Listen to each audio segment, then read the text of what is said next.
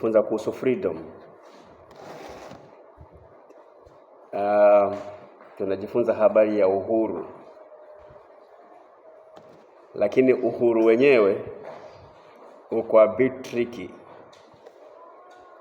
Na labda unaweza ita tricky freedom. Japokuwa neno tricky haikai ya uzuri sana. Tricky inakaa kama mtu ambaye anakutega akutende mabaya. Lakini inaweza kuwa tricky kwa kila mtu pia. Freedom ambayo tulio nayo. Na freedom tulio nayo ni katika wokovu ambao Mungu ametupatia. Wokovu ambao Mungu ametupatia. Tuanze kuona freedom hii. Tuanze kuangalia freedom hii iliyowekwa. Ilianza kwenye kitabu cha Mwanzo. Tunaongea habari ya freedom ya Mungu, uhuru wa Mungu. Ukishika somo hili kwa umakini kabisa, itakupatia msingi mzuri katika maisha yako. Itakupatia msingi mzuri, itakupatia mwelekeo mzuri. Wengi katika safari hii ya imani wanakosea na tunakosea kwa sababu ya kukosa ufahamu halisi kuhusiana na vile Mungu anavyofanya mambo yake. Lakini hatujanyimwa kuelewa vile Mungu anataka kwa sababu tumeandikiwa kila kitu ili tupate kusoma na kuelewa Mungu utakaje. Kwa wale watakao kuwa na uvivu wa kusoma, hawataelewa, watafanya makosa mengi katika maisha yao na hawatamalizia vizuri. Kunao ambao wameishia kumuona Mungu kuwa ni dhalimu kwa sababu ya kutomuelewa. Lakini Mungu ametupa neema ya kumuelewa na uwezo wa kumuelewa kutoka kwa neno lake. Sasa tunataka tujifunze kuhusu uhuru wa Mungu unavyokaa. Na tuanze kujifunza kwenye kitabu cha Mwanzo 2. Tukisoma mstari wa 16. Kwa sababu tunajifunza uhuru ambao Mungu anatupatia. Sasa uhuru huu alianza kuwapatia wanadamu wa kwanza. Tunaona wakipewa uhuru pale. But the freedom itself was a bit tricky. Inasema hivi Mwanzo 2:16. Bwana Mungu akamwagiza huyo mtu akisema, matunda ya kila mti wa bustani waweza kula, walakini matunda ya mti wa ujuzi wa mema na mabaya usile, kwa maana siku utakapokula matunda ya mti huo utakufa hakika.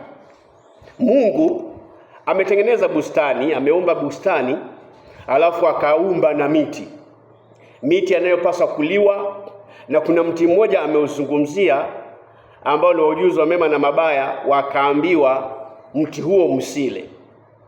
Alafu hao wanadamu wakaachwa hapo kwenye hiyo shamba.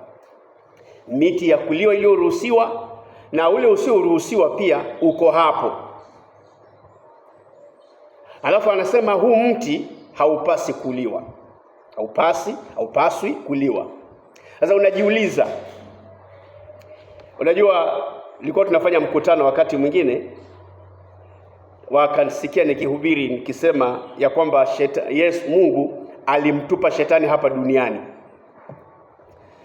Na huyu shetani akawa shida duniani kweli mpaka leo yupo. Sasa bwana mmoja akaniuliza, huyu Mungu akijua shetani ni mbaya, mbona akamtupa hapa duniani mtu mbaya hivi? Kwa nini alitutupia hapa? Lakini mtu huyu anauliza swali hilo kwa sababu hajaangalia upande ule mwingine wa neno la Mungu linasema nini kuhusu kumkabili huyo shetani. Ni kweli ametupwa, lakini namna ya kumkabili ipo. Sasa ukiangalia mambo ya Mungu upande mmoja, utaishia kumlaumu Mungu. Utaishia kumuona Mungu ni mnyanyasaji. Kwa hiyo huyu bwana katika mkutano ule akabaki na swali hilo, kwa nini Mungu anatufanya hivi hata yeye naye si wa haki? Anatutupiaje shetani hapa akijua si mzuri? Haya, sasa hapa tuko kwenye uhuru. Mungu ameumba miti. na katika miti hiyo aliyoumba kuna mmoja. Swali ni, Mungu Baba, kama unajua huu mti haufai kuliwa, mbona umeuumba? Mbona umeuweka hapo? Si ungetuepusha nao tu? Yaani wewe Baba, tunasema hivi, lakini Bwana Mungu akamwagiza huyo mtu akisema, matunda ya kila mtu wa bustani waweza kula, lakini matunda ya mtu wa ujuzi na mema na mabaya usile. Sasa Baba, huu mti unastahili kuliwa na nani? Mbona uko hapo? Kwa maana siku utakapokula matunda ya mti huo utakufa hakika. Baba, unajua huu mti ukiliwa watu wanakufa na unauweka hapo. Alafu hakuuzingira, hakuuzuia, hakuweka namna yote kwamba sasa na uweka hivi ili wasiufikie. Katika Biblia Paulo anakemea utoto.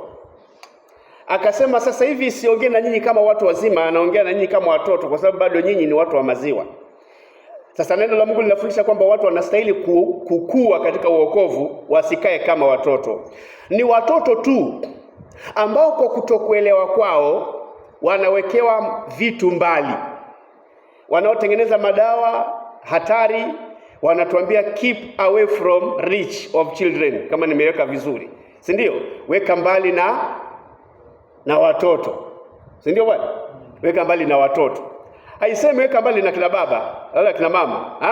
Sababu hao ndio watu wazima, wanastahili kujua hii ni sumu, sili hii. Lakini mtoto kwa sababu ya kutokuelewa kwake, hasa pale naruhusiwa weka mbali na watoto, kwa sababu ukiweka ovyo ovyo, kuna madawa mengine yanavutia, anakaa kama juisi, anakaa kama peremende, ile ni sumu, mtoto atakula. Sasa mtoto anakuwa excused kwa sababu ya kutofahamu kwao. Kwa hiyo watoto wanawekewa mbali. Weka mahali ambapo mtoto hafikii. Fungia mbali mtoto ambaye mtoto hawezi kuona.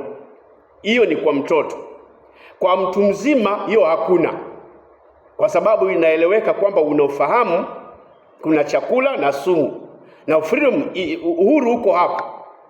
Sasa tunapofikia kwenye masuala ya wokovu na imani, pia tunakuwa handled namna hiyo, kwamba tunalifundishwa neno la Mungu, tunalielewa, alafu tunafanya maamuzi sahihi kulingana na ufahamu wa neno tulionao. Kama huna ufahamu wa neno la Mungu, hautafanya maamuzi sahihi. Sasa ili uweze kupata hekima, uweze kupata maarifa ya kufanya maamuzi sahihi, unastahili kutia bidii kulijua neno la Mungu linasema nini, alafu unakuwa huna wasiwasi. Lakini kama huna ufahamu, sasa inabidi viongozi wako wafanye kazi kubwa ambayo haistahili kufanywa na viongozi wako, ya kwamba niwe ninakuepusha na mabaya saa yote, nikutengee mbali. Waokovu, watu wamejaa kanisani, wameokoka, lakini wanaishi kwa shida ya kuweka pesa vizuri, kwa sababu mtu anaweza kujaribiwa akachukua. Hiyo ni hiyo ni nonsense watu wanapokuwa wameokoka. Na kama kuna mtu aina hiyo, huyo mtu ana matatizo. Hatustahili kuwa na shida ile ya kuweka vitu mbali na watoto, ya kuweka vitu mbali na Wakristo, kwa sababu watajaribiwa. Wekeni pesa vizuri, watu wanaweza kujaribiwa. Na humo wanaoambiwa wanajaribiwa ni waokovu, hawajaokoka hao. Kama mtu anaweza kufanya vitu kama hivyo, sasa pale ufahamu wako unajaribiwa, ama commitment yako na Mungu inajaribiwa. How much are you committed kwa Mungu? Je, unaweza kufanya maamuzi ya aina gani? Kwa hiyo wakaachiwa mti hapo na wakaachwa free, wako shambani, miti yote wanaifikia, hata ule haustahili kuliwa wako nao hapo. Hawafungwi mdomo, hawazuiliwi na mtu. They have been left free, and that's why I say tricky freedom. This freedom kind of is a little bit tricky, ya kwamba nimeachwa huru, na huu mti ni hatari, na sikanywi na mtu, sizuiliwi na mtu, lakini umeambiwa usile. That is the spirit, that is the freedom, the kind of freedom ambayo Kristo anapewa. Sasa unapoishi katika imani ya wokovu, wengi wameifanya kama wokovu unakuwa ni kama wokovu wa kesi vile. Unajua kesi za mahakama ya kidunia, mtu akishikwa na kosa, si mambo na kushikwa na kosa. Katika mahakama ya kidunia, inaongea juu ya ukishikwa na kosa na ushahidi upatikane. Lakini kwa mambo ya Mungu haiongei juu ya kushikwa. Inaongea juu ya kuikabili dhambi ukiitenda, juu ya kuepuka dhambi. Mti pale ulipoumbwa, Mungu hakusema nikikupata umekula huo mti utakufa hakika. Biblia inasema ya kwamba mtakapokula. Biblia yako inasema hivyo? Mbona kimya hivyo? Jamani, tunawasiliana. Inasema ya kwamba kwa maana siku utakapokula. Soma mstari huo vizuri. Tuko Genesis chapter 2 verse 17. Sehemu hiyo ya 17 ya pili inasema kwa maana siku utakapokula matunda ya mti huo utakufa hakika. Sio kwa maana siku utashikwa umeula. Sio siku kushikwa. Tatizo sio kushikwa, ni ukila. Ukiwa mtu umeokoka, ukitenda dhambi, haiwi dhambi saa ile umeshikwa. Inakuwa dhambi punde tu umeitenda. Unaelewa? Haiwi dhambi wakati umeshikwa. Kwa hivyo huwezi kutembea nayo ukiishi ukisema kwamba si nani amenishika, sijawahi kushikwa, mimi niko mjanja. Mungu hafundishi hivyo. Si maswala kwamba ulionwa ama hukuonwa, ama ulipatikana ama hukupatikana. Umeitenda ukiwa peke yako. Ukila tu dhambi imeingia pale pale. Sio maswala kwamba ulishikwa ama hukushikwa. Sasa freedom tulio nayo haituwekei sisi kuandamwa siku zote, kuandamwa na kufuatiliwa vile unavyoishi. Fungua wa Filipi chapter 2 ili mwokovu pate kuelewa jinsi unavyoishi. Usifikiri wewe ni mjanja sana ukiishi katika uovu, ukiishi katika dhambi na unajipatia tu amani yako ndani ya moyo. Philippians chapter 2 verse 12. Wa Filipi 2:12. Basi wapendwa wangu, kama vile mlivyotii siku zote, si wakati mimi nilipokuwapo tu, bali sasa zaidi sana mimi nisipokuwapo, utimizeni wokovu wenu wenyewe kwa kuogopa na kutetemeka. Utimizeni wokovu wenu wenyewe. Ndugu, utimize wokovu wako wewe mwenyewe. Ndugu Isaya, wokovu ulionao si wa mchungaji, si wangu. Wokovu ulionao si wangu. Ukiamua kurudi nyuma leo unarudi tu, mimi hainihusu, sababu ni wokovu wako mwenyewe. Ndugu Mwadime, umeokolewa na Yesu. Wokovu ulionao si wa kanisa, si wa mchungaji, ni wako mwenyewe. Maandiko yanasema utimize wokovu wako wewe mwenyewe kwa kuogopa na kutetemeka. Utunze wokovu wako. Hakuna mtu anakufuatilia, hakuna mtu anakuangalia. Kuna watu ambao kanisani anaishi vile anataka, anasema nitatenda na nione kama mchungaji atafunuliwa. Natenda leo na kesho naenda kanisani, kama yule mchungaji kweli ni wa kiroho atafunuliwa. Na kama hafunuliwi basi inaonekana sio wa kiroho. Hatuishi namna hiyo. Wokovu haufundishi hivyo. Hauishi kwa uokovu ili kwamba uonwe, ugundulike ama usigundulike. Maandiko yanauita wokovu ulionao ni wako. Ukiutunza utafaidi wewe. Ukiuharibu utaharibikiwa wewe. Ukirudi nyuma haunikomeshi mimi, haunikomoi mimi. Sasa ni wewe mwenyewe. Mti umewekewa unaofaa na usiofaa. Uambiwa huu kila utakufa na huu kila utaishi. Haya, unaachwa hapo. Wewe mwenyewe tu unaamua. Ukikimbilia kwenda kushika yule wa mauti, hakuna mtu anakuja kukushika akuzuie kula, kwa sababu utakapokula haumtendi hasara yule amekukanya, ni wewe unapoteza. Sasa hapo ndio matatizo yanayoingilia. Unakuta kwamba mtu ni mkakamavu kabisa, anaishi katika dhambi, na usiku utakapompata umwambie ulitenda, swali lake la kwanza ni kusema nani aliniona? Nani aliniona? Una ushahidi gani? Mambo ya masuala ya ushahidi gani peleka mahakamani, huko mahakama za nchi, mahakama za dunia. Huko ndio mtu atatenda, lakini akiwa na wakili wa kumtetea akapinda mpaka ikafaulu, huyo mtu anatolewa. Unasikia mtu kabisa anaweza kuwa aliua kabisa, kweli kabisa, yani alitenda. Lakini anapatana na wakili, pale wakili anamwambia niambie ukweli wote ndio nijue jinsi ya kukusaidia. So sasa bwana, unajua kweli niliua. Kweli niliua kwa kumdunga kisu. Kila kitu na hiyo kisu nikaiweka mahali fulani, nikaifanya hivyo. Kwa hivyo bwana, niko katika shida, wewe ni wakili, wewe nitetee. Kwa hiyo sasa wakili anachukua ile kesi pale. It's not a matter of alitenda ama hakutenda. Mahakama za dunia ziko tofauti. Mahakama za dunia ni ubabe kati ya wakili wa mshukiwa na wakili wa mlalamishi. Wanakutana pale. Tukio lipo, lilifanywa, lakini malumbano yanakuwa pale. Huyu mtetezi wa mhalifu ang'ang'ane naye mpaka mwisho wa faulu aseme kwamba huyu mtu aachiliwe, maana yake ushahidi ulikosekana, hakukuwa na mtu, lakini ukweli alitenda. Sasa pale huwa hakuna haki.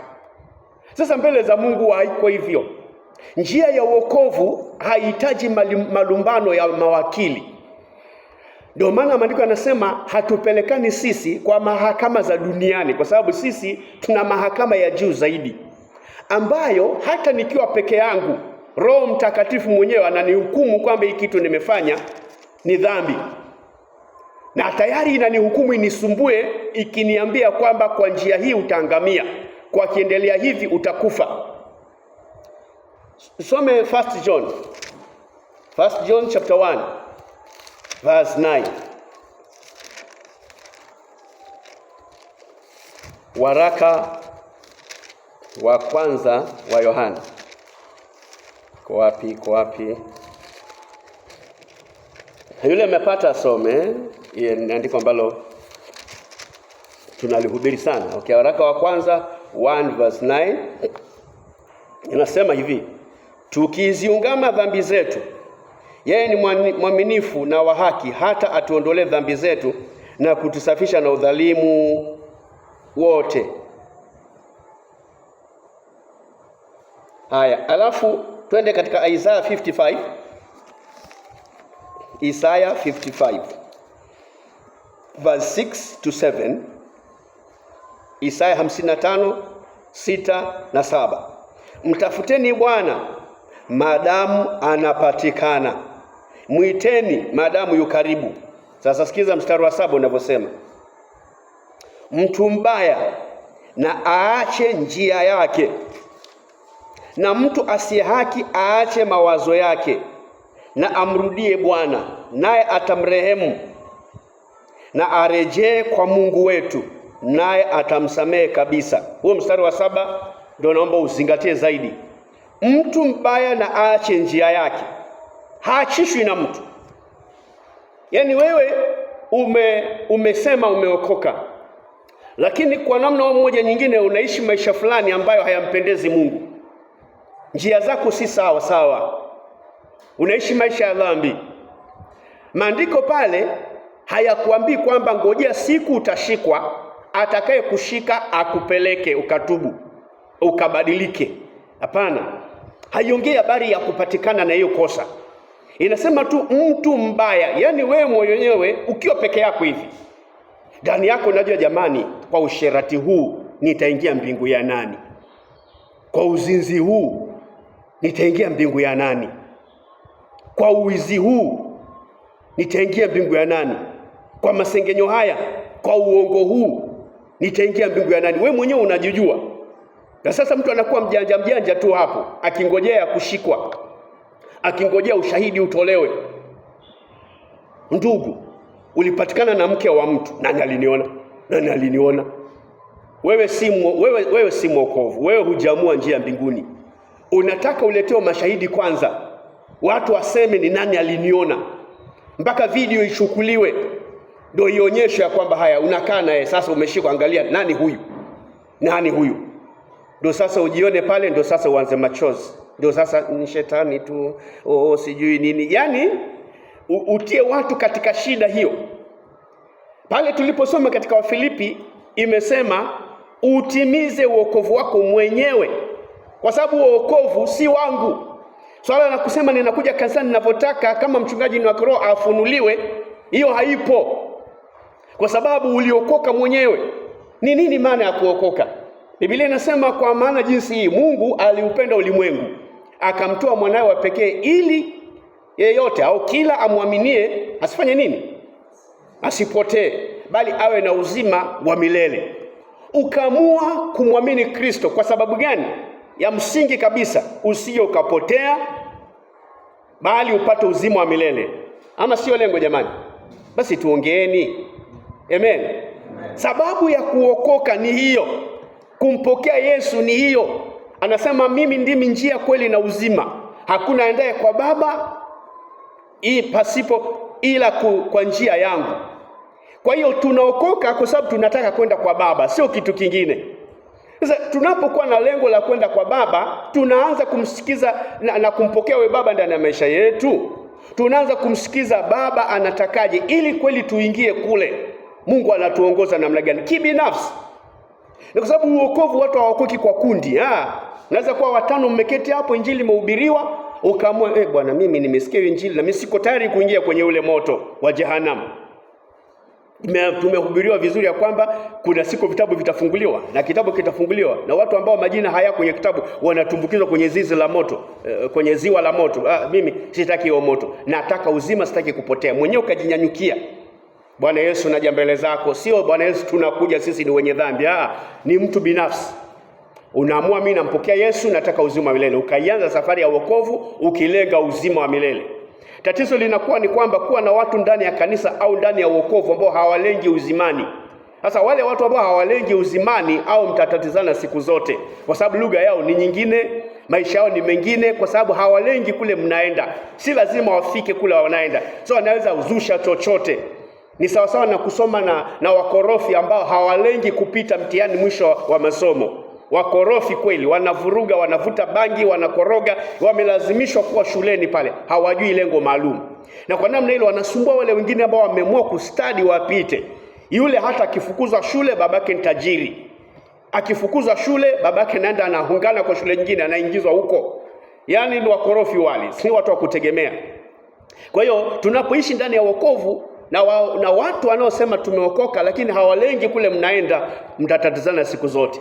Na ndio pale maandiko akafundisha akasema habari ya ngano ni nini? Na magugu.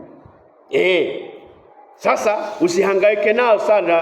Kuna wengine ni magugu tu na hawana shughuli wala hawahuzuniki ya kwamba sasa mimi na ninajua mwisho wa magugu ni kutupwa kwenye moto. Itakuwaje? Hawashughuliki. So Biblia iko wazi inapofundisha juu ya jinsi watu wanavyoenenda. Utamhangaikia mtu, usimwige, usiishi kwa kuiga maisha ya watu. Unaweza iga ndugu anayekaa karibu na wewe, kumbe ile huwa ni gugu. Lakini ukimsikiza Mungu mwenyewe anavyofundisha, cultivate wokovu wako mwenyewe. Achana na ndugu unayeketi naye. Achana na mama yako, achana na vile ndugu yako alivyo, achana hata na mchungaji kivi yako. Kwa sababu sasa hivi kuna makanisa ambapo hata wachungaji wenyewe wamepotoka. Kwa hiyo ukifuata hata mchungaji pia naye utapotoka pia. Maandiko yanasema ushughulikie wokovu wako mwenyewe. Uwezi ujua kumbe hata mchungaji anayekuongoza naye pia si wa imani sahihi. Anafundisha vitu vyake. Sasa kuna wengine ambao wanafuata vile mchungaji anasema na mchungaji mwenyewe si wa Mungu. Au ndio hatari zaidi. Mchungaji akisema tufanye jambo, hawana muda wa kuuliza kama ni maandiko, wanafuata tu. Ndio sababu ndio nasikiza watu wanabebwa. Kunywa hiki wanakunywa, njoo uoshwe, lete nguo za ndani, si zitakaswe wewe unapeleka, mtumishi amesema. Nenda katakaswe, mama unatakaswa, utoe nguo ndio utakaswe, uguswe sehemu nyeti ili utakaswe. Na unakubali tu kwa sababu mtumishi wa Mungu amesema. Yule ni naitwa mchungaji katika mabano ambaye si wa Mungu. Sasa wale wote ambao hawajui wokovu walioshika unasema nini, ndio hao wanayumbishwa, wanakunywa maji machafu, wanafanya vitu vya kila aina. Na watumishi wa kila aina sasa hivi wapo ulimwenguni, wapo. Ikiwa hauta cultivate wokovu, kama hautaufanyia kazi wokovu wako kibinafsi, my friend, utakuwa pabaya. Kwa sababu kama wewe ni mtu wa kuongozwa na walimu wa kila aina, pasipo kujua kwamba nyakati za mwisho walimu wa uongo, manabii wa uongo wapo tele. lakini umekataa kukita mizizi yako ndani ya imani, basi utabebwa vile unavyotaka. Sasa tunasema habari za mtu kumwishia Kristo. Unapomwishia Kristo hauhitaji mashahidi. Hatustahili kuishi wokovu wa kesi ya kwamba wewe ni mwenye dhambi, ni mwovu, lakini ni mjanja, kwamba unasema ya kwamba yule atakayeenda kunisema kwa mchungaji ajiandae awe na mashahidi wa kutosha. Hatuhitaji hiyo. Hatuhitaji huyu mimi ni mchungaji na wewe ni mshirika hapo. Unaenda mbele za Mungu kwa usalama wako. Unamwishia Mungu kwa usalama wako. Ukichezea wokovu wako, mimi sitakuwa na hasara. Haunikomoi mimi. You're not teaching me any lesson kwa kurudi nyuma kwako. Kwa sababu wewe ndio utakayevuna mavuno hayo ya kurudi nyuma. Ukimwacha Mungu, hasara ni kwako. This may sound tough, lakini ndio hivyo ukweli wa mambo. Umeambiwa huu mti ukila unakufa na huu mti ukila utaishi. Alafu unaachiwa. Sasa wewe mwenyewe ndio unapima, unaangalia kwamba karibuni wageni. Karibuni sana. Karibuni sana. Karibuni. Sasa wewe ndio unaangalia ya kwamba nimeokokea nini mimi? Ni nini maana ya kuokoka? Ninaenda wapi mimi? Nataka kwenda wapi? Hali za wokovu wa ujanja hizo achia wale ambao hawana mipango ya mbinguni. So the Bible is so clear. Katika Philippians ndio tumesoma ya kwamba wokovu ulionao ni wa kibinafsi, my friend. Hakuna cha ujanja. Ukifanya ujanja mtaani, mwisho wa siku utavuna wewe.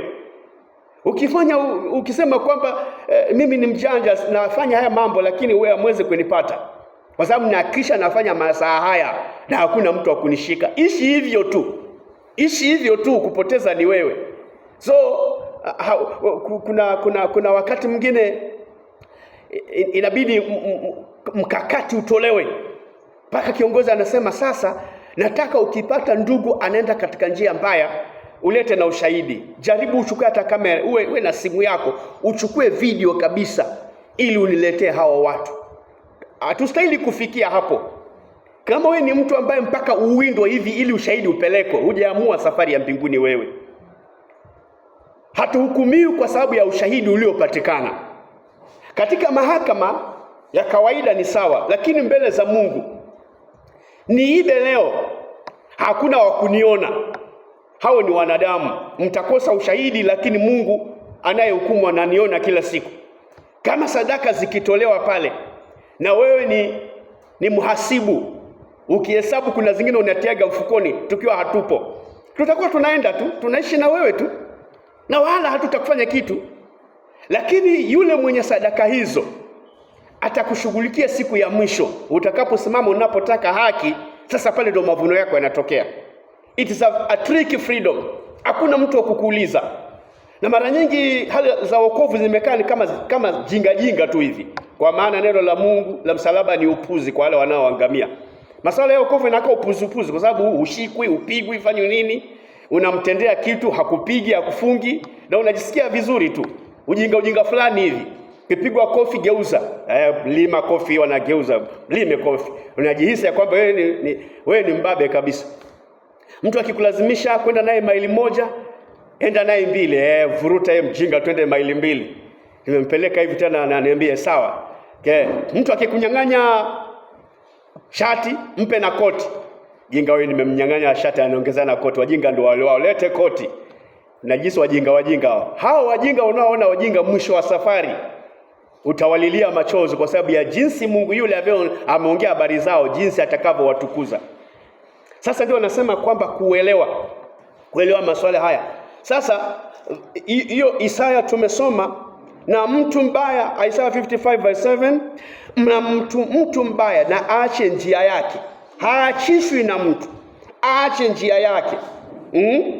Wewe kama mshirika, ni hata nijapokuwa mchungaji wako, ukiwa wewe ni mtu una maisha yasiyostahili, kama wewe una maisha mabaya, unaishi katika dhambi na unazidi kuja tu na unaondoka kama ukijisikia mshindi, unakuja pastor leo hata amenitazama, hata tumekuwa naye nilidhani atafunuliwa lakini hakufunuliwa, unaondoka unajisikia vizuri. Maandiko hayambebeshi mchungaji kukutubisha. Inasema mtu mbaya afanye nini? Aache njia yake. Mtu mbaya, wewe ndio mtu mbaya. Wewe ndio utaacha dhambi yako kwa sababu ya usalama wako. Hauachishi na mtu. Haisemi Biblia ya kwamba mtu mbaya akipatikana na mabaya hayo, mtu mbaya akishikwa. Haisemi ya kwamba mtu mwenye dhambi, inasema mtu mbaya na aache njia yake, na mtu asiye haki aache mawazo yake. Yeye mwenyewe amrudie Bwana naye atamrehemu, na arejee kwa Mungu wetu naye atamsamehe kabisa. Ni kwa usalama wako. Unataka kusamehewa kabisa uwe salama, ni wewe mwenyewe. Sio masuala ya kwamba waliniona. Naishi kushindana hapo. Watu wanakuogopa. Fulani anaishi maisha haya, lakini sasa mimi kitu naogopa kabisa, kwa sababu sasa ningependa kwenda kumsema kwa pastor, lakini sasa nikimsema nitaulizwa ulimuona. Alafu mnaishi hivyo, sema mpaka ushahidi upatikane. Sasa huo sio uokovu. Hiyo sio uokovu kabisa. Vitu hivyo tunaachia huko mahakamani. Ndio mwezi naiba vizuri, ushahidi unakosekana, anaachwa. Anaua, ushahidi unakosekana, unavurugwa na mawakili hivi, anaachwa, anaenda. Lakini kwenye imani ya uokovu, maandiko yamesema haumulikwi na mtu, hauangaliwi na mtu. Leo hii ukiamua kuanza kulewa usiku, pombe haitakataa kuingia kwenye koo lako, itaingia tu. Na hautalaumu mtu ya kwamba Mungu umeniokoa na ninakunywa hii pombe, unizuii nisinywe. Uzuiliwi na mtu. Kunywa kwa hasara yako mwenyewe. Watu wengine wanalaumu ya kwamba hao ndo huyu ndo hakunisaidia, alisikia nimeanza hizi njia na hakunikanya mapema. Si maswala hayo. Ni wewe mwenyewe. Usilaumu watu. Sasa wameachiwa mti. Genesis tumesoma. Mungu ameacha huu mti haustahili na akauweka hapo na akufunga watu mikono. Wakati Eve anaanza kushawishiwa, Mungu hakimbii pale. Eve anataka kunyosha mkono, sasa nipige mkono wake asije akalale tunda. Hakuna hiyo. Utanyosha na utakula vizuri tu na unasikia everything, hakuna shida. That is how tricky this freedom is. Ya kwamba katika wokovu haufungwi. Hauwekewi vitu mbali usivifikie, vinaachwa hapo. So that you decide on your own. You want to live or you want to die. The world today is so free. Offers a lot of freedom. Ndio sababu kila mtu anajitungia imani yake na inasonga tu. Mtu anaamua maamuzi yake na yanasonga tu. Unaamua kuoa wake wengi na unatengeneza kanisa na uzuili na mtu, unafanya kanisa tu na linaenda tu. Unaua kabisa, lakini wewe ni pastor na unaendelea. And no one bothers to ask you, na unaendelea tu so long as pesa iko inakutetea, unasuka kesi hivi na unaendelea na kanisa na washirika wanakuja. Na unaendelea tu. And everything seems fine. Kila kitu hakina shida. Unakuwa na scandals, kashfa za kila aina. Unafanya mambo na sio kashfa peke yake, bali mtu amefanya hizo vitu na huwa anazifanya. And he is a pastor na ana church na inamejaa watu. And everything goes business as usual. Freedom. Hakuna Mungu akuja kukwambia akugonge kwamba usipande madhabahuni kwa sababu jana ulifanya ABCD. Inakuwa tu iko hivyo. Tatizo ni kwamba sasa mwisho wa siku, unajua Yesu akasema watu wataibuka siku hiyo ya mwisho akisema sisi tulifanya ABCD kwa jina lako, tulifanya kwa jina lako ni nini. Lakini Yesu akiwa ametulia tu, anasema ondokeni, mimi sikuwajua. Mulijiamulia mambo yenu, mkayaita ni yangu. Sikuwazuia, musiharibu jina langu. Hebu jiulize swali hili. Kwamba Yesu anasema nyakati za mwisho kutakuwa na walimu wa uongo, makristo wa uongo, manabii wa uongo, watakao kuja kwa jina la nani? Lake. Si ndio? Watakuwa wanatumia jina la Yesu kabisa. Na huyu Yesu si kwamba amelala, anaona, anatazama. Na halitetei jina lake. Alishasema watafanya so freely kwa jina langu. Watakuwa wanafanya tu. And everything will seem so fine. Hakuna shida, ni kanisa kama zile zingine and all that. Kila mtu akiibuka na imani yake, anatengeneza wafuasi, anakuwa nao. Ukiibuka leo ujite wewe ndio Yesu wa Kiafrika, unagadha watu na wanakuja na wanaendelea kabisa. Jumapili ikifika wanavaa smart, naenda wapi? Kanisani. Kwa nani? Kwa yule Kristo wetu. And they are there. Hawapigwi, hawashikwi wakafungwa. There's a lot of freedom. Uhuru upo, you can do anything. Tricky freedom tulio nayo. Ndio unaona kwamba mtu ulikuwa pale. If yuko hapa, mshawishi amekuja, akaanza kumwelezea ati hivi ndio Mungu amesema, akamgeuza mara moja, alafu akaanza fanya maamuzi. Akaangalia huu mti kwanza, nimeona unafaa kwa chakula, huu mti unapendeza, huu mti hivi okay, alafu akatwaa ile tunda akala mwenyewe. Na Mungu yupo. Mungu wetu yuko kila mahali. Omnipresent, omniscient, na hiyo ingine omnipotent. Ana nguvu zote. Yuko kila mahali. Yeye alikuwa hata watu tunda likiliwa. Na ana uwezo wa kukataza. Lakini mbona hakumkataza? Mbona unajua zamani tulikuwa tunaambiwa tukiwa katika dini, dini ni nini? Ni utaratibu uliowekwa na wanadamu jinsi ya kumwabudu Mungu. Wameweka, ndio dini hiyo. Wameweka utaratibu.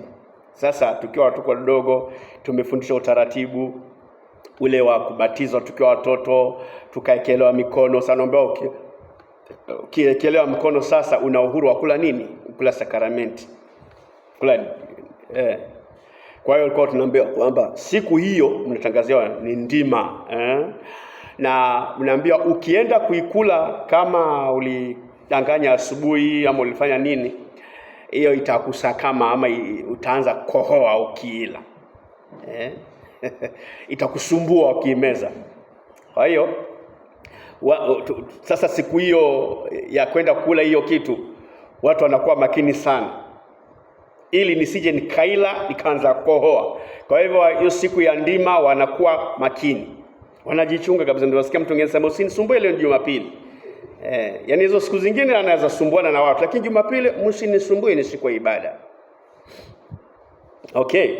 Sasa Mungu hajaweka kanuni zake design hiyo ya kwamba hii ni dhambi, na nakisha kwamba ukigusa hii dhambi kuna vile utafanyika ili uache. Hata aachi, hafanyi hivyo. Haupigwi mkono ati sasa ile unanyosha kutunda ile tunda mkono uume mpaka ushindwe. Utakuwa sawa, utashika, utakula, kwa sababu uhuru umeachiwa. Uokovu ni wako mwenyewe. Cultivate your own salvation with fear and trembling. Sasa kuna watu wanapatia watu kazi kubwa ya kwamba mpaka ni kuchunge, mpaka niwe makini, niwe na kufuatilia. Hiyo ni kinyume na Wafilipi. Ufanyie kazi uokovu wenu, ufanyieni. Paulo anasema muwe makini, yani hata nikiwepo ama nisiwepo. Hebu turudieni ile Wafilipi.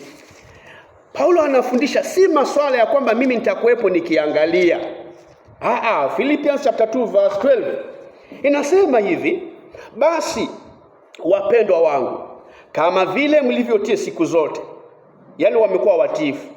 Yani pengine ninakuaga na nyinyi hapa na mnakuwa makini sana kwa sababu mchungaji yuko around anatuona. Kama vile mlivyotii siku zote ninapokuwa around, ama viongozi wanapokuwa around. Kwa hiyo ni kuogopa sasa wanadamu.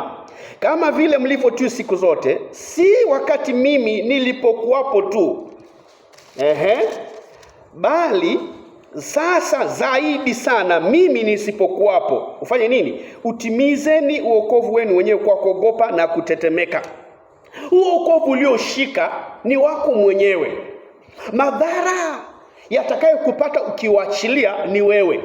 Kwa hiyo hainihusu. Hustahili kutunza wokovu saa ile ninakuona kama mchungaji. Wewe ukiwa peke yako, ukienda umezingirwa na watu wasiokujua, ukimess pale, mimi nitapata shida kule nilipo. Hapana, ni wewe mwenyewe, kwa sababu umekidondosha kile ambacho kilikuwa kinakuokoa wewe. Kwa hivyo unaingia katika matatizo. Wokovu ulioshika ni kwa faida yako. Hakuna mtu unafundisha somo ukiwacha. Huyo pastor ananiandama sana, nitaachana na wokovu. Usiuache. Wewe uliniokokea mimi. Mbona mmenyamaza hivi? Tufike mahali tuelewe ni nini tunafanya. Sio sasa unaishi maisha ya kukomoa tu. Pastor anaandama sana. Mimi ni msichana na haki zangu. Ananiambia lazima niolewe na ndugu ameokoka. Mimi siwezi acha. Mtoto amekuja mtu mzuri, nini naenda na nitaolewa mimi. Si umesi wewe na Mungu. Sasa wewe ndio unaharibu mambo yako, nikufanyeje? Lengo ama kazi ya mchungaji ni kukufundisha kama vile Mungu alivyofundisha. Akasema, jamani wanangu, mnapoishi kwenye hii bustani iko hivi, msile kila mti. Kuna mti hapa ukiula una madhara na hii mingine ni sawa, alafu unaachwa hapa. Hiyo injili imetosha. Haleluya, amen. Hiyo injili imetosha. Hii ni sumu, hii ni chakula. Hauhitaji niichukue niweke juu mahali ambapo hautafika. Usile, wewe si mtoto. Watoto ndo tunawekea madawa mbali wasije wakayagusa. Mtu mzima zinakuwa hapo zote. Mbona wewe kwako jikoni uweki chumvi kwenye chai? Wewe sasa mbona usiweke chumvi? Ukasema hizi zote zinakaga hapa. Zisiwekwe mbalimbali, zinakuwa hapo zote. Lakini wewe na akili zako unaweka sukari kwenye chai na chumvi kwa mboga. Na uko sawa tu. Na uzidishi. Uko sawa tu. Madawa yamekuja pale, pengine ni madawa watoto, Calpol nini na nini. Mbona uweke Calpol kwenye mswaki ukapiga nayo? Inafanana na close up. Huwezi kufanya hivyo. Na haiwekwi mbali kwa sababu usichanganyikiwe. Sababu wokovu tunaodili nao sio watu waliochanganyikiwa. Ni watu ambao wako timamu. Ndio Paulo anakemea swala la watu kuwa watoto. Yaani hii njia lazima tuhubiriane ukweli uliopo. Bwana ukiamua wewe amua, enda zako. Kama hutaki njia ya mbinguni. Pastor mbona anaongea vibaya hivi? Atapata watu kweli? Mimi sina haja na watu. Mungu ndo ana haja na nini? Na watu. Unanielewa jamani? Sasa ukitupa mkono unajitupia mkono, wewe unaenda zako kama Judas. Utapasuka matumbo huko, hasara itakuwa kwako. Utapasuka matumbo, mitume wale wengine 11 wataendelea na safari. Unaelewa jamani? Nafurahi sana watu wakijaa kabisa, kanisa lijae na liongezeke kabisa. Lakini injili hii naendelea kuhubiri hivyo hivyo. Tujeni sana wengi, lakini tuendeni mbinguni. Haleluya. Tujae wengi, tujeni, njoni maelfu na maelfu, lakini ujumbe ni wa kwenda mbinguni. Tunataka kwenda mbinguni, sio kufurahishana. Hawezi kuwa mbabe wa dhambi. Sasa pastor hawezi nifanya kitu, hawezi niuliza, I'm so close to him. Hata mimi naogopa kuulizwa, nitakuachaje uende hivyo? Na mimi nimeambiwa Petro, wanipenda, chunga kondoo wangu, lishe kondoo wangu. Nataka nikuchunge. Lengo langu umeletwa mikononi mwangu, nikufundishe njia umuone Mungu. Sasa hii mimi lazima niangalie hilo. Nikufundishe vile inavyotakiwa. Yana wewe hata ukiendaje, unaweza kuwa umeamua unakimbizana na ndugu ambaye anaenda njia zake. Mbona fulani anafanya tu na anaendelea. Unajuaje kama ni ngano hiyo? Na wewe unajua watu hapo ndani tumeruhusiwa kukaa ngano na magugu. Mungu mwenyewe akasema tutaibadilisha sisi. Tutabadilisha kweli? Acheni nini? Ngano na magugu vifanye nini? Vikue pamoja. Alafu kule mwisho kuna mwenye kuvitenganisha mbuzi na kondoo. Wewe mtu ambaye unapenda kufuatana na watu, utafuatana na maisha ya mtu hapo, kumbe anakuwa ni mbuzi si kondoo. Sasa nyakati za mwisho pale ama siku ya mwisho kuna hali ya kutenganishwa mbuzi na kondoo. Na la ajabu ni kwamba tumeambiwa zikae pamoja mpaka mwisho. Msing'oe ngano, mwanza kung'oa ngano msing'oe magugu. Unaweza kung'oa gugu kang'oa pamoja na ngano. Sasa tunaishi hivyo. Hiyo ndio aina ya wokovu, ndio aina safari tulionayo. Usiwe mtu wa kufuata watu. Usiwe mtu wa kufuata vile watu wanaenda. Alafu cha kibaya zaidi ni kwamba magugu huwa mengi kuliko ngano. Kwa sababu tunaambiwa njia ile pana wanaoenda ndio wengi. Hii nyembamba wanaoiona ni kiasi gani? Wachache. So you can imagine katika mamilioni ya watu wanaosema wameokoka, kuna hatari mkubwa pale.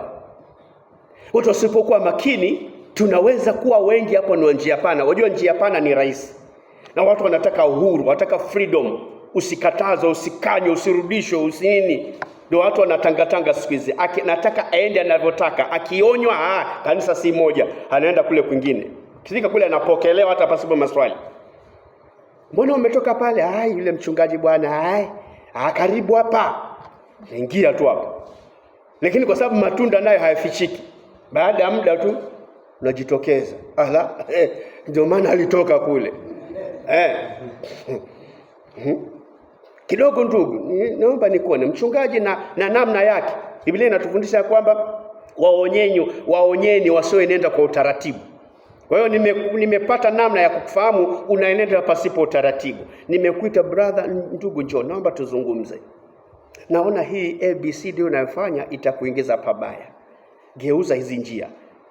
Isaya 55:7 inasema mtu mbaya ayache njia yake. Ndugu, hii njia ni mbaya. Iache hii njia, umrudie Mungu. Si ndio imesema hivyo? Iache, umrudie Mungu na umtafute, naye atakusamehe kabisa. Upate kuendelea vizuri. Utake kusikia hiyo. Ukitoka tu, pastor alikuwa anakuitia nini? Achana mzee naye.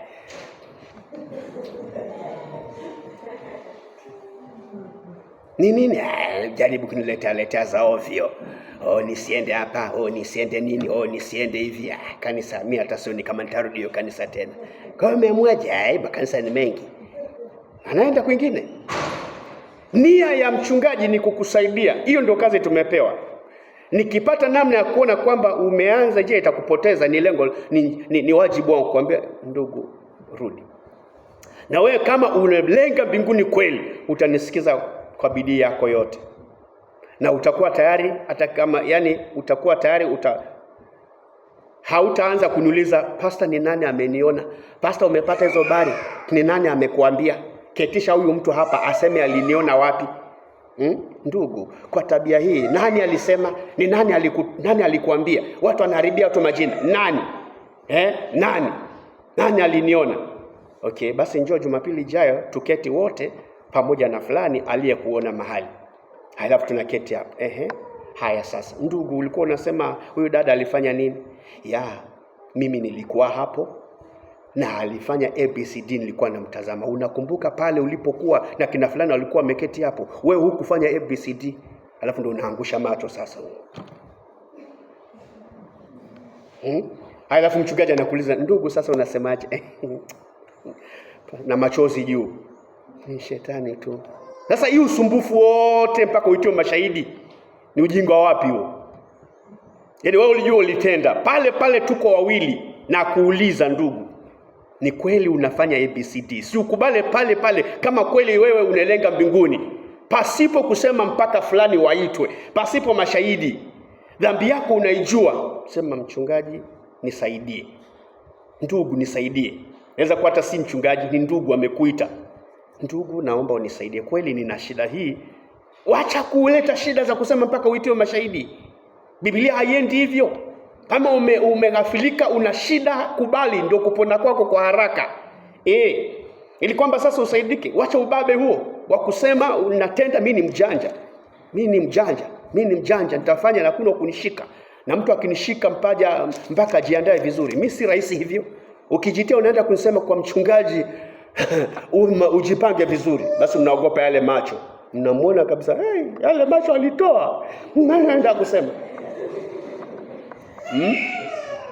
Hujaamua safari ya mbinguni wewe. Usifanyishe watu kazi za sampuli hiyo. Tufike hapo tusikie kama kuna swali. Labda kuna swali, kuna mchango wote. Karibu ndugu. Amen. Amen. Nachangia tu hiyo mada, inasikia imeniingia sana. Hallelujah. Sababu mambo yanafanyika ajabu kwa kweli. Hebu tusome Warumi hapo moja. Warumi moja kuanzia 18. Tunaweza kuchambulia. Inaendana na hiyo kabisa. Okay, Warumi moja. Kuanzia 18 hadi 25. Warumi moja kuanzia 18 hadi 25. Kwa maana ghadhabu ya Mungu imedhihirishwa kutoka mbinguni juu ya uasi wote na uovu wa wanadamu waipingao kweli kwa uovu. Kwa maana mambo ya Mungu yaliyojulikana yamekuwa dhahiri ndani yao, kwa maana Mungu amewadhihirishia. Kwa sababu mambo yote yasiyoonekana tangu kuumbwa ulimwengu yanaonekana na kufahamika kwa kazi zake, yaani uweza wake wa milele na uungu wake, hata wasiwe na udhuru. kwa sababu walipomjua Mungu hawakumtukuza kama ndiye Mungu wala kumshukuru, bali wamepotea katika uzushi wao, na mioyo yao wenye ujinga ikatiwa giza. Wakijinena kuwa wenye hekima walipumbazika, wakaubadili utukufu wa Mungu asiye na uharibifu kwa mfano wa sura ya binadamu aliye na uharibifu, na ya ndege, na ya wanyama, na ya vitambavyo. Kwa ajili ya hayo Mungu akawaacha katika tamaa za mioyo yao waufuate uchafu, hata wakavunjiana heshima miili yao, kwa maana waliibadili kweli ya Mungu kwa uongo, wakakisujudia kiumbe na kukiabudu badala ya Muumba aliyehimidiwa milele. Amina. Amen. Inaeleza wazi kabisa kwa yale mambo yanatendeka. Maana sasa kama vile umesema, mtu unapotaka kumrekesha kumwambia ukweli, yeye tayari anajua. Sasa anatimiza hilo andiko. Kwa sababu tayari amejua kabisa. Nuru haiko, si alikataa. Sasa inasikitisha sana kwa mtu ambaye anasema Bwana asifiwe, alafu aende gizani kabisa ajifiche, asionekane. Lakini huwezi kujificha. Ndio. Huwezi kujificha kama vile Biblia inasema, kama unafundisha kwa wokovu wako mwenyewe unaubeba mwenyewe.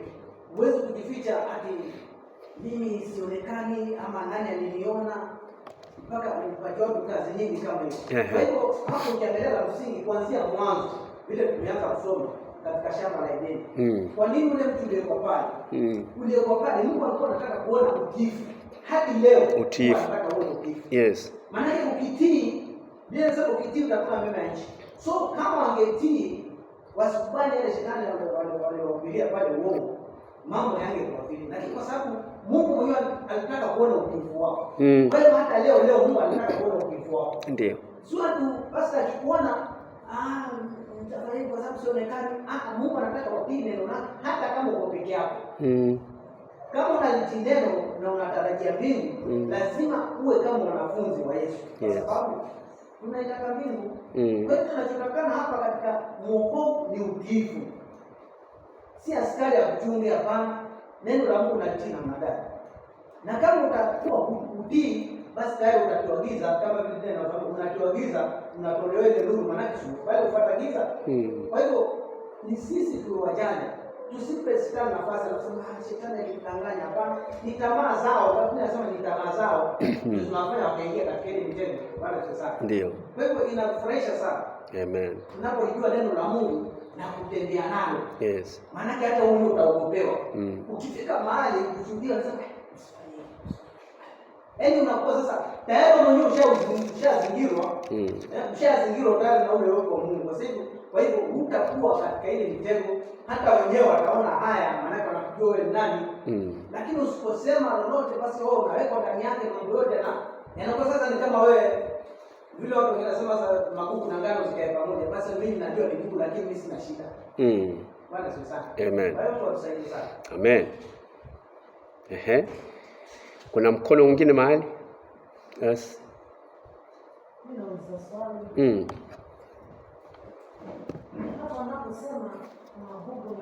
Swali zuri sana hilo. Mama ameuliza hapo kuhusiana na jinsi tumeambiwa magugu na ngano ziachwe kuwa pamoja. Alafu Wafilipi pia inasema, ni Wafilipi kama gani, inasema kwamba watu wawili si Wafilipi, inasema kwamba watu wawili watatembeaje pasipo kupatana. Kwa hiyo magugu na ngano wanatembeaje na hawapatani? Sawa, swali hilo zuri. Swali zuri sana hilo. Tuelekeni vizuri. Amen. Kwa kweli katika upande wa dada magugu na ngano, mtu mwenyewe anaamua kwa nguvu kanisani kwa sababu si anaondoa kila siku. Lakini sasa uamuzi hajafanya. Kwa Mungu anasema acheni magugu na ngano zile pamoja. Wakati wa kuvuna ndio zitatupa, Mungu atajua vile atafanya. Ni uamuzi wa mtu kukaa nguvu kanisani. Lakini si mapenzi ya Mungu. Licha kwa imeandikwa namna hiyo. Ni uamuzi wa mtu kama vile tunafundishwa. Wewe unaamua kwa nguvu kanisani, ungoje mavuno. Let's up to you. Sikia mchungaji anasema hatuna hasara iko kwa wewe. Lakini si vizuri, maana kwa nini tunafundishwa Biblia? Tunafundishwa ili tuepuke hiyo mitego. Yes. Tusiseme Daudi alitenda dhambi na akaomba, basi tunaishi kwa hilo. tumeonyeshwa ubaya wa kutenda dhambi. Kwa hivyo sasa hatuwezi kuwa hiari wa kutenda dhambi kwa sababu tunajua tutaenda mbele za Mungu. Hiyo ni mambo ya nursery school ambapo tunasema akikuwa ataacha. Sasa wewe ni lini tunakuwa katika neno la Mungu? Wewe utarudishi kwa dhambi. Kama ile mama pale alikuwa anaulizwa, yale mambo alikuwa anaulizwa pale mbele. Mama ameoa mwanamke mwenzake. Akaambiwa sasa hii maswali itakuwaje? Utawezaje kufundisha kwa kuzoea mbele zako? Haya, akachukiwa maswali mengi sana. Sasa akataki kuwa mnanijaji. Hakuna mtu anajaji mtu kanisani, neno la Mungu ni la kujaji. Neno la Mungu limeongea kuhusu hiyo hali. Lakini sio sisi hata kama kusoma Biblia, tunasoma Biblia hivyo, lakini kwa sababu mtu anatafuta ngao, shida ya kujifunga na ya kuweka namna hii ili ausionekana na mabaya, lakini kweli hakuna mtu anajaji mwingine. Neno la Mungu limekujaji. Hata ninaposema kwa mshahukumiwa. Sasa si neno Mungu linasema ushahukumiwa. Sio sisi tumekuhukumu. Neno limekuhukumu tayari. Ukiishi na katika njia hiyo ushahukumiwa tayari. Kwa hivyo toka katika hiyo mstari kuingia upande wa pili. Utafute utakatifu wa Mungu. Lakini kwa mataifa wamechukua sasa hiyo kama ngao. Ushahukumiwa tayari. Neno la Mungu la kuhukumu. Kwa hivyo kama mchungaji anasimama pale anahubiri neno la Mungu, wewe huku nyuma umetenda dhambi unasema anakumwatu. Watu wengine anakumwatu. Hata yule mama pale wakati alikuwa anasema, "Unajua wengine wananihukumu."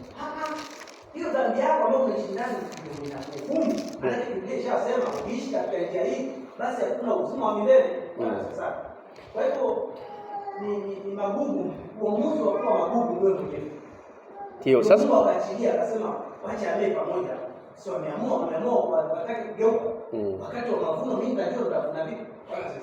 Sasa amen. So hali hiyo ya swali hilo la wawili kutembea pamoja pasipo na hawapatani, kwamba tutatembeaje, kwamba sisi ni ngano au ni magugu, tutatembeaje njia moja. Katika njia hii ya kwenda kwa Mungu, watu walioamua safari ya kwenda Kanaani, wazushi hawakosekani watu wasumbufu katika haki yoyote. Katika safari yote ya kutaka kutokezea kwa haki, hakukosekani watu ambao hawako sahihi. Hata katika safari ya kwenda Kanaani ilikuwa hivyo hivyo. Wote walitolewa. Korintho inaelezea wote walikunywa kinywaji kile kile, wote walikunywea mwamba ule ambao ulikuwa ni Kristo, walikula chakula kile kile cha roho, wote kwa wholesale. Lakini pale pale ndani ya safari yao hakukosekana watu ambao hawalengi Kanaani. Ndio kukitokea mambo unaanza kuwaona. Kukitokea changamoto, hapo ndio wanatokezeaga vizuri. Ndio unaona wanaenda vizuri wakati watu wanavuka bahari ya Shamu, watu wanavuka wote vizuri, furaha, Mungu amefanya. Ikifika mahali maana imeangushwa wote wanang'ang'ania, mimi ndio mambo bwana. Kware watu wanang'ang'ania, lakini wakitiwa katika mtihani, wamefika mahali maji ni machungu.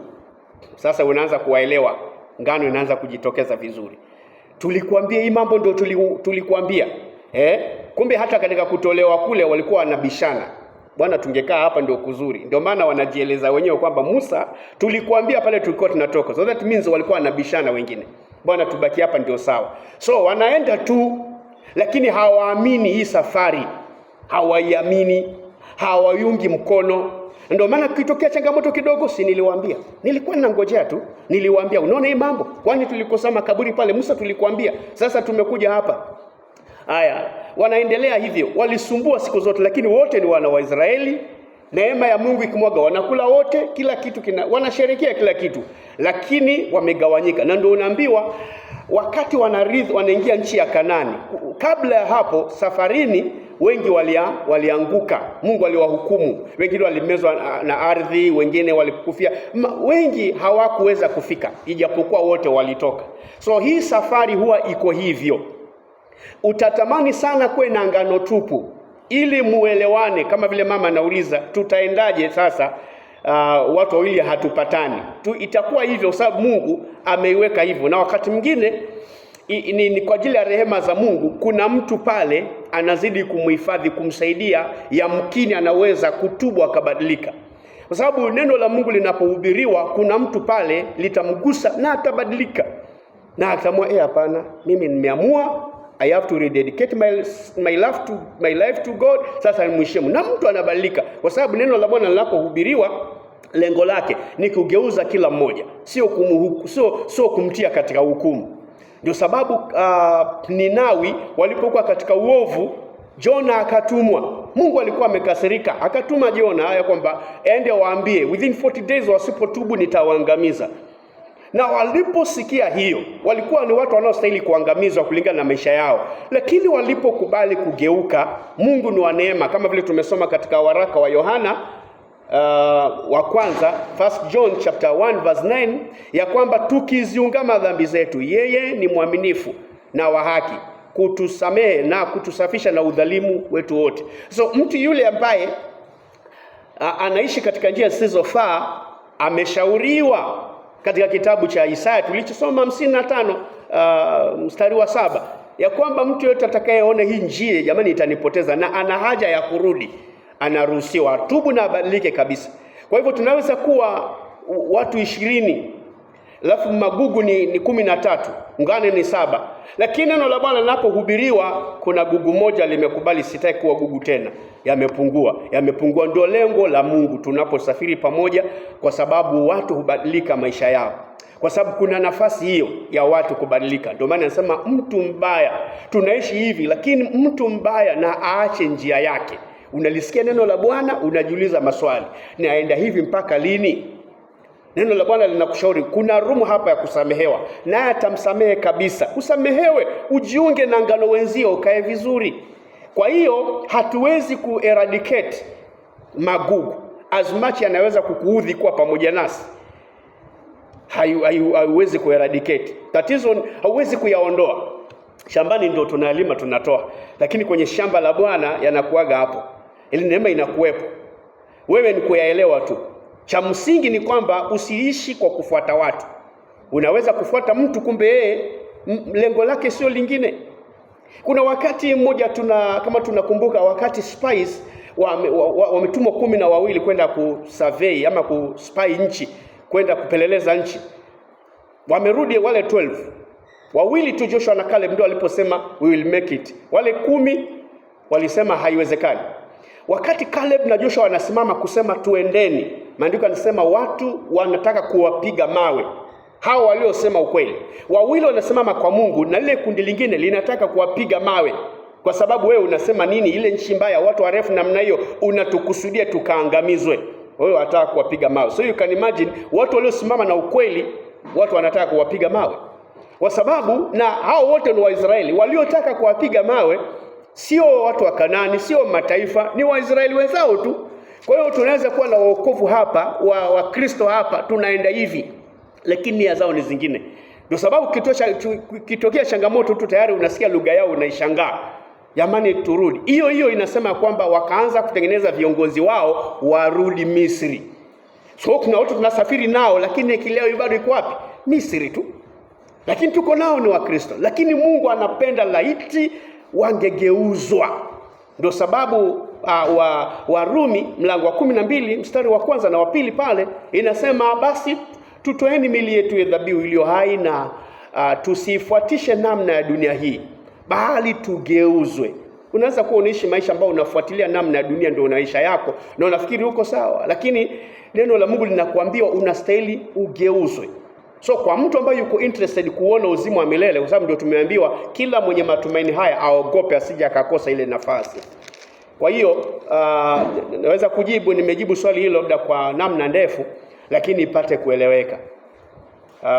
Kwamba Mungu, uzuri wa Mungu hajafungia mtu nje. Siku yote mikono yake iko tayari kwa yule atakayojielewa ya kwamba mimi nimetenda hii mambo sana hata pastor hajuagi. Nimetenda hii mambo sana hata kiongozi wa mama huwa hana habari. Nimefanya hii mambo sana hata kiongozi mzee, hata wazazi wangu ni wazee wa kanisa hawana habari. Nikishatoka nafanya mambo yangu narudi na kesho wananipa mic ninaimba na hawajuagi. Itaishi hivyo tu. Lakini ujue mwenye kazi utapatana naye kule mwisho. Sasa itakuwa vibaya. Laiti hiyo ikutie uoga, ili we mwenyewe uanze kusema hii maisha ninaishi nitavuna mimi. Ubaya huu nayoenda nayo nitavuna mimi madhara yake. Hapana, sitaki madhara. Mungu nisamehe, nimekuja mwenyewe. Mtu mbaya na aache njia yake. Unaamua kuacha, unaamua kutubu, unaamua kubadilika, unaamua sasa nimeamua nisije nikapotea. Kwa sababu ujanja huu si mkomoi mchungaji. Ujanja huu wewe unajisifia tu pale nje, kule mchungaji hata ana shughuli. Ukienda mahali pengine utaonwa. Lakini pale ana shughuli, tunafanya. Fanyeni sana. Wewe mwenyewe ndio unajidhihirisha jinsi ambavyo majani yako ni mapana ya magugu. Lakini sasa kile utakachoanza kukizaa baadaye ndio utaambiwa sasa, kwa mbegu hizi huwa hatuingizi ghalani. Hii ni pale ndio nabaki pale. Na tumetembea kwa tulikuwa tunaimba sote, hata kwa offering huwa natoa na hii na campus kosi, watu wakienda wapi tunaenda. Ndio. Lakini muda wote umekuwa ukija na wenzio, wewe ukiwa gugu, lakini unatembea na ngano na hukushughulika. Hata nilipokuonya hukushughulika. Hata nilipokugeuza hukugeuka. Sasa hatimaye umefika mwisho. Unataka unihadithie vile umetembea na ngano pamoja kwa kesha, naenda watu wakienda na mimi naenda. Yaani hizo siku nyingi nimekesha, Mungu unaniambia mimi naenda pale kwenye moto. Ndio hivyo, kwa sababu ulijali tu kutembea na wao, lakini hukujali kule nitakapoingia nikimaliza safari. Kwa hiyo Mungu atusaidie na kila mmoja kibinafsi. Jamani, safari hii ni ya mtu binafsi. Mimi niliwaambia hata yule ambaye aliniombea sala toba nilisikia nilirudi nyuma. And that doesn't bother me, kwa sababu hiyo ni safari yake. Siwezi kusema kama kiongozi wangu mwenyewe alirudi nyuma, kumbe hii kitu hainihusu. Mchungaji wangu mimi na mchungaji pia kule nimetoka. Uokovu wangu nilionao leo, nikiamua kuachana na uokovu, kile kikubwa atafanya ni yeye kushangaa tu, lakini hana lingine la kufanya. Si ndio jamani? Wewe ukiamua kuacha uokovu, mimi ni kushangaa tu, ndugu wasikachia. Basi inaishia hapo. Mimi nitafanya nini nyingine? Mama ukiamua kuacha wokovu, amerudi nyuma. Masikitiko jamani. Basi. Lakini mavuno utakula wewe. Mimi yangu hauniathiri, hauchafui karatasi yangu. Kila mmoja ana mtihani yake. Mimi mwenyewe ni mwanafunzi. Ni vile tu nimepewa nafasi ya kuwa captain. Lakini mtihani ni huo jamani. Mwisho wa muhula tunaketi wote kwenye pepa. Vile tu mimi nimechaguliwa captain, lakini sote tu wanafunzi. Ama bibi jamani? Sote tu wanafunzi. Kwa hiyo mimi nachunga mitihani yangu as much as I'm the captain or prefect, lakini nachunga hata mimi naangushwa pepa kama wewe. Wewe kama unachezea pepa yako, andika vituko vyako. Mimi naandika vizuri hapo. Nachora nitakavyo, nani ataniuliza? Chora tu. Chora utakavyo. Itamakiwa pale, majibu utapokea wewe. Na mimi ni surrender yangu, sote tuko kwa foleni. Kila mmoja anaenda kusarenda vile amefanya. Kila mmoja anachunga. Pastor na uokovu wake na wewe una uokovu wako. Uchunge wako kwa kugopa na kutetemeka. Na mimi nichunge wangu. Mwisho wa siku tunataka mbingu ile ile. Hakuna mbingu ya wachungaji na mbingu ya washirika. Sote ni hapo hapo. Tumepewa tu neema na tukaongezewa kibali cha kuongoza wengine. Alafu kwa taarifa yako inasemekana aliyewekwa mwalimu mapigo yake ni zaidi. Sasa unaona tena vile mambo yanakaa.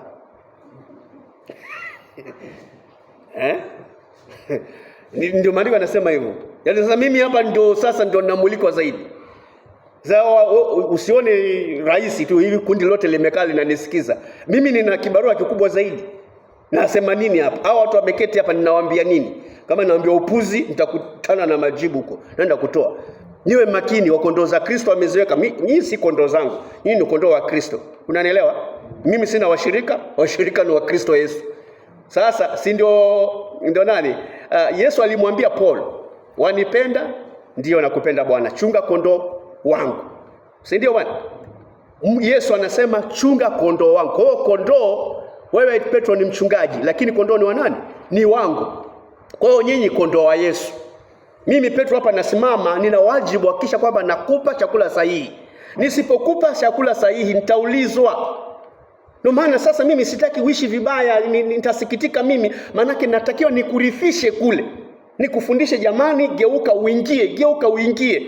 Uamue mwenyewe tu kwamba nimeamua kwenda. Basi ukisoma ombi la Yesu kwenye Yohana 17 anaongea vizuri Yesu wakati wa mwisho pale. Tuisome hiyo. Hata muda umepita, lakini tuisome hiyo, imani ya muhimu. John chapter 17. John chapter 17, sikia Yesu anapoomba ombi dakika zake za mwisho. Tuisome John chapter 17 verse 1. Maneno hayo aliyasema Yesu, alikainua macho yake kuelekea mbinguni, akisema, Baba, saa imekwisha kufika. Mtukuze mwanao ili mwana wako naye akutukuze wewe, kama vile ulivyompa mamlaka juu ya wote wenye mwili, ili kwamba wote uliompa awape uzima wa milele. Umesikia hiyo? Ili kwamba wote uliompa awape uzima wa milele. Hiyo ndio lengo. Na uzima wa milele ndio huu, wakujue wewe Mungu wa pekee wa kweli, na Kristo Yesu uliyemtuma. Ujumbe ambao mimi pastor nasali kukuhubiria ni huo mmoja. Mjueni Mungu. Mjueni Mungu. Sihubiri habari za jinsi utakavyokuwa tajiri kwa kunywa hiki, kwa kupakwa hii, hiyo tu ni upuzi. Tuhubiri habari moja, mjueni Mungu. Ukishamjua Mungu ndani ya maisha yako inatosha. Yeye mwenyewe atakufundisha vya kwenda. Sasa kujue wewe Mungu wa pekee wa kweli na Kristo uliyemtuma. Mimi nimekutukuza duniani, hali nimeimaliza kazi ile ulionipa niifanye. Unasikia Yesu anavyosema? Alipewa kazi ya kuifanya. Na sasa Baba, unitukuze mimi pamoja nawe na utukufu ule uliokuwa nao pamoja nao niliokuwa pamoja nawe kabla ya ulimwengu kuwako. Jina lako nimewadhihirishia. Anatoa records. Yesu anatoa hesabu. Hiyo ndio inakuambia jinsi ambavyo mchungaji anafaa kutoa hesabu sasa baada ya kazi kupewa. Yesu anamaliza kazi, arudi mbinguni, anatoa hesabu yake. Anasema, Baba, shughuli nimeifanya. Na mimi nataka niseme, Baba, Bible study nimefundisha na kuhubiri, nimehubiri Mungu, nimewafundisha Mungu. Mtu akiamua ni yeye mwenyewe. Sikiza vile anavyosema pale.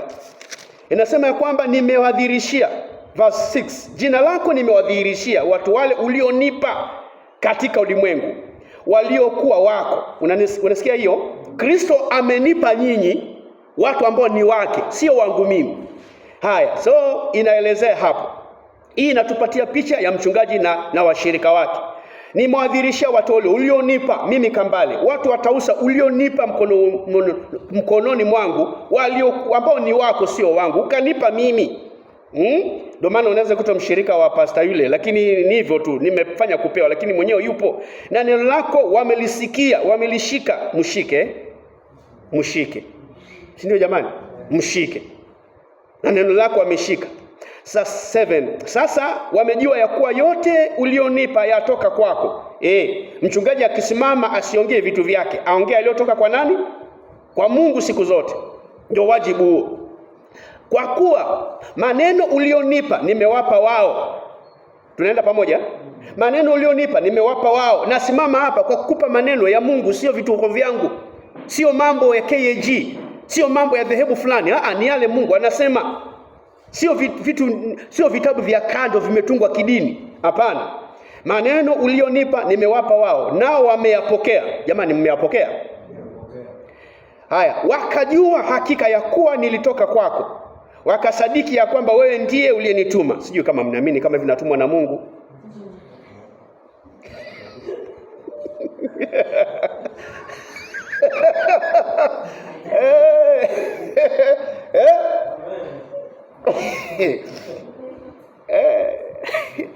Ili unisikize nitegemea kama una imani nami.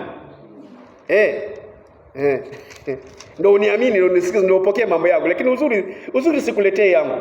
Tunasoma pale mwenyewe. Hata ndio kiti nyumbani unajisomea mwenyewe.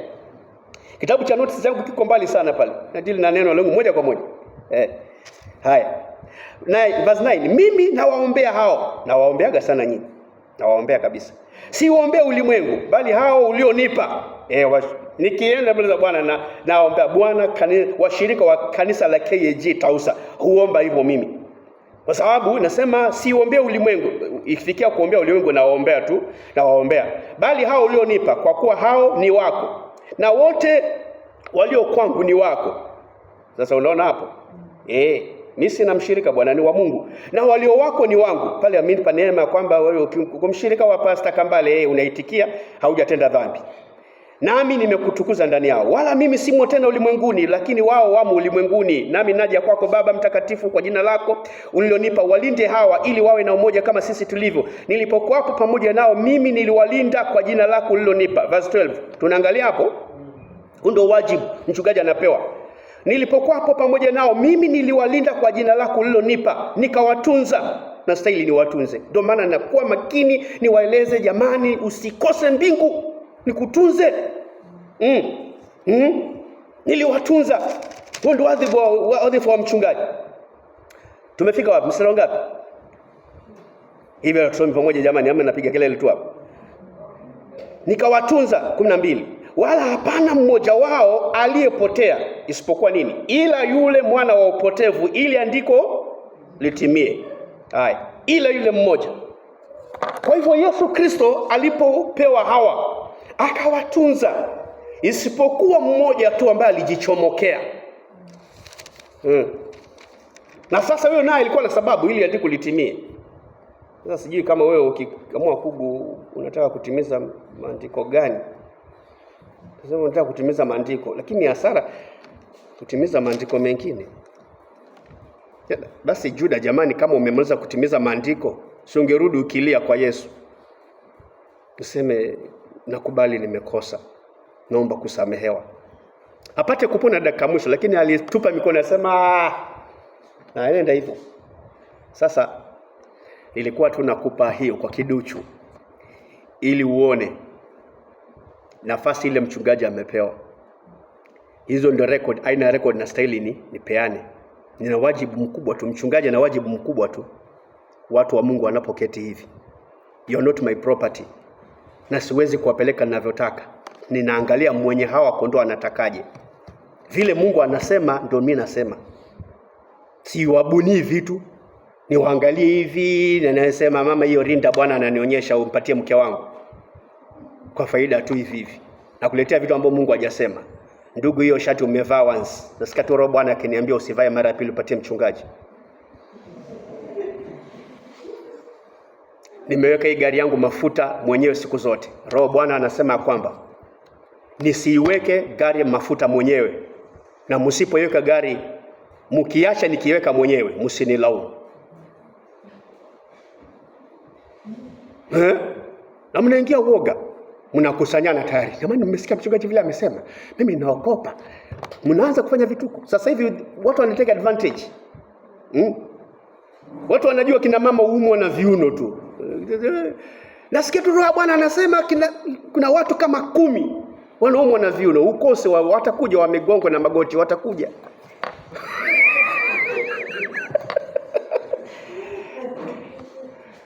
Na ndio naona kwamba mtu anasema, wasikia mtu anasema, nasikia Roho Bwana ananiambia watu 6 wanaumwa na magoti, alafu wanakuja 12. Sasa unaona hapo kuna matatizo hapo. Kwa sababu anajua kumeketi hapo kina mama wengi, na wengi hulia shida za magoti na viuno na migongo iko. Sasa anatumia akili hapo. Sema Roho Bwana ananifunulia watu 6 kina mama wanaumwa na migongo 6. Waje hapa mbele. Wanakuja hapo 20 na ulisema 6. Sasa huyo Roho wa Mungu ambaye hata ajue hesabu, Roho anasema 6, wanakuja 20. So unaona hapo tayari kuna question mark. Mambo mengine unajua rahisi tu. Unajua hapa ni akili inatumika. Wanakuja wote. Kwa hivyo kisha kuja namna hii, check hapa 20, nikiangalia hapa